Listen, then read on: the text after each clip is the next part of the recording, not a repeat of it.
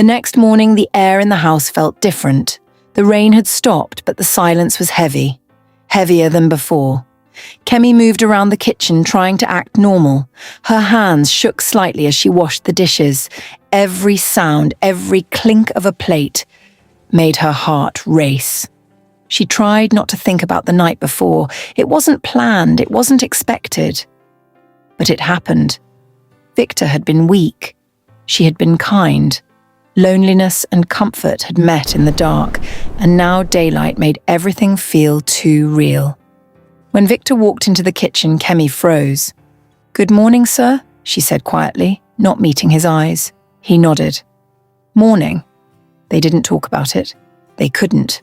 When their hands brushed as she passed him his coffee, both pulled away quickly. The air between them was full of words that would never be spoken. That evening, Stella came home from another meeting. She looked tired, but still had her laptop bag in one hand and her phone in the other. "Victor," she said flatly, "did you confirm my flight for Monday?" "Yes," he replied shortly. No hug, no smile, no warmth. Kemi watched from the corridor, guilt burning inside her chest. Every time Stella passed her, she felt the walls closing in. She didn't want to take anyone's place, but somehow she already had. Days turned into weeks. They both tried to pretend nothing happened. But sometimes, when the nights were long and the house was quiet, the same mistake happened again. And again.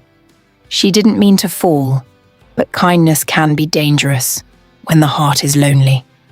Kemi lay awake one night, staring at the ceiling, whispering to herself, "Is this love or loneliness?"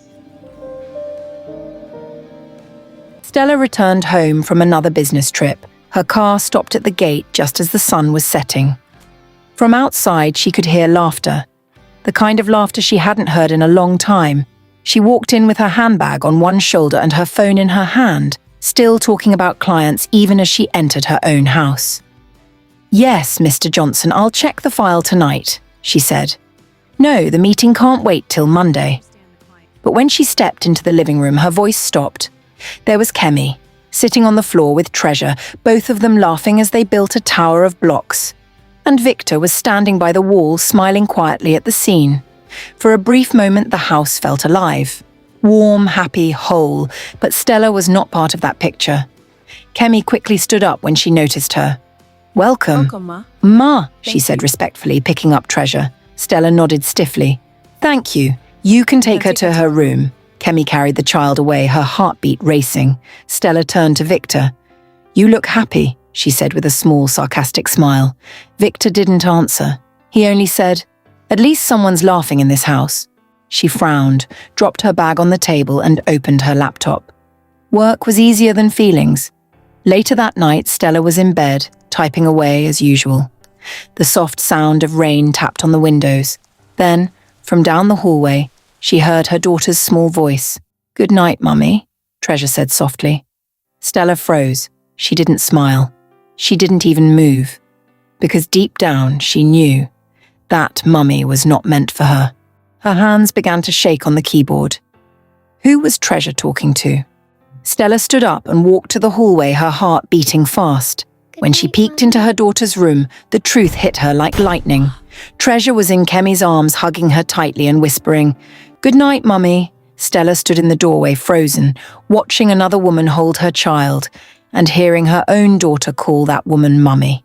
Stella didn't move. She stood in the doorway, frozen, watching the scene she never thought she would see. Her little girl, her own daughter, was wrapped tightly in another woman's arms. And the word Mummy had found a new owner. Kemi didn't see her standing there. She was smiling gently, humming a lullaby while stroking Treasure's hair. The child yawned, snuggled closer and whispered, "Mummy, don't go." Stella's eyes filled with tears, but her pride refused to let them fall. She quietly turned and walked back to her room. Victor looked up as she entered. "You're still awake?" I just saw my daughter calling someone else Mummy. Tell me, Victor, when did I become a stranger in my own home? Stella, don't start this tonight. No, answer me. Why does my child call my maid Mummy? Why does she run to her, not to me? Don't act like you don't know why, Stella. You changed, Victor. No, Stella, you changed. You left this house a long time ago, even when you were still living in it. The room went quiet. Only the sound of rain filled the space between them. Kemi stood in the hallway, frozen in guilt. She had heard every word. Stella turned toward the doorway and saw Kemi standing there, tears in her eyes. Her voice dropped to a whisper that carried more pain than anger. "Thank you, Kemi." The next morning, the house was quiet. Too quiet. Stella walked down the stairs, dressed for work, her heels clicking softly against the marble floor. Her phone was in one hand, her car keys in the other. But then she stopped. In the living room, Victory and Kemi stood too close, too tense. Their voices dropped the moment they noticed her. Something wasn't right. Stella's eyes narrowed slightly. Slowly, she stepped closer. "Kemi, I pay you to take care of my child. And while I was gone, you took care of my husband too, didn't you?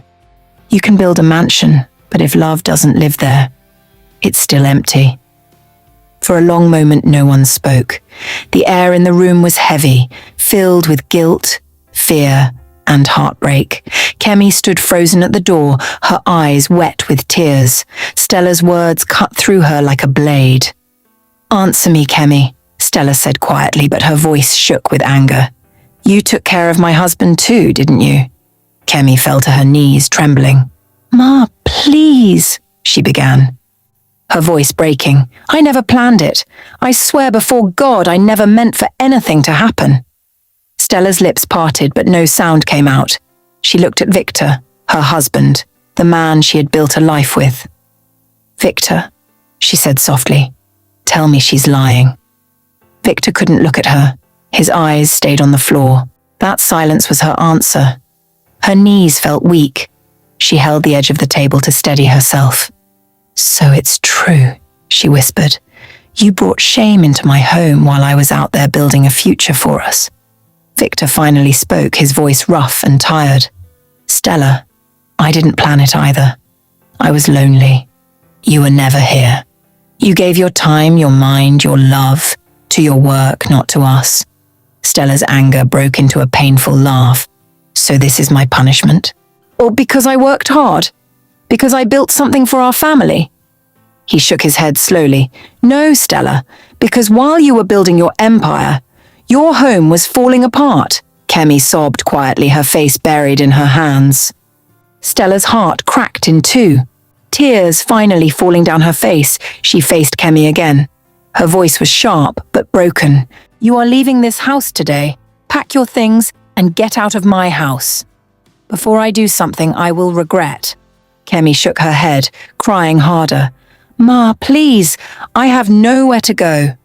"I'm pregnant with his child," Kemi whispered through her tears. For a few seconds, no one breathed. Stella just stared, eyes wide, lips trembling, trying to process the words she had just heard. Kemi's voice still echoed in the room like a ghost. "I'm pregnant. With his child." The sound of rain outside grew louder, almost like the heavens were crying with her. Stella took one slow step forward, then another. Her heels clicked on the marble floor like gunshots. When she finally stood in front of Kemi, her voice came out as a whisper, cold, broken, and dangerous. "Say that again." Kemi's hands shook as she knelt on the floor, her head bowed. "Ma, please, I didn't mean for it to happen. I swear I tried to stop it, but that night..." Stella raised her hand sharply. "Stop, don't you dare call me Ma!" Her eyes darted to Victor, her husband, the man who once promised her forever. He couldn't even meet her gaze. That silence was his confession. Stella laughed, not out of humor but disbelief. It was the kind of laughter that sounds like pain wearing a mask. "So, while I was flying across the world, fighting for this family's future, you were here, building another one behind my back?" Victor stood up slowly. His voice was low, filled with shame. "Stella, please. It wasn't supposed to happen. I was lonely." She cut him off. "Lonely? You think you're the only one who gets lonely? You think success protects me from pain?" Her voice cracked. "I was doing all this for us, Victor?" Tears finally spilled down her face, but she didn't wipe them. She pointed at Kemi, her voice trembling. "And you. You were supposed to help me, not replace me." Kemi sobbed harder. "Ma, please. Forgive me. I never wanted to take your place." Stella stared at her for a long moment, then whispered, "But you did." A tense silence filled the house. Even little Treasure, who had wandered into the hallway, could feel the storm in the air. Stella turned slowly to her husband. Her voice was calm now, too calm. "You made your choice, Victor. You didn't just break our vow. You broke me." Victor reached out, desperate. "Stella?" But she stepped back. "Don't touch me." Soft pause. Rain fades to silence. She wiped her tears, straightened her shoulders, and said the words that closed the door on everything they once had.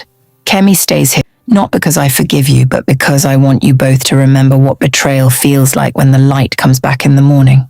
She walked away, all leaving Victor and Kemi in the dark, both broken, both guilty, both trapped in the ruins of what once was a home. And as she walked past Victor, she said the words that would change everything. "You wanted a home, Victor. Now you can keep the one you chose."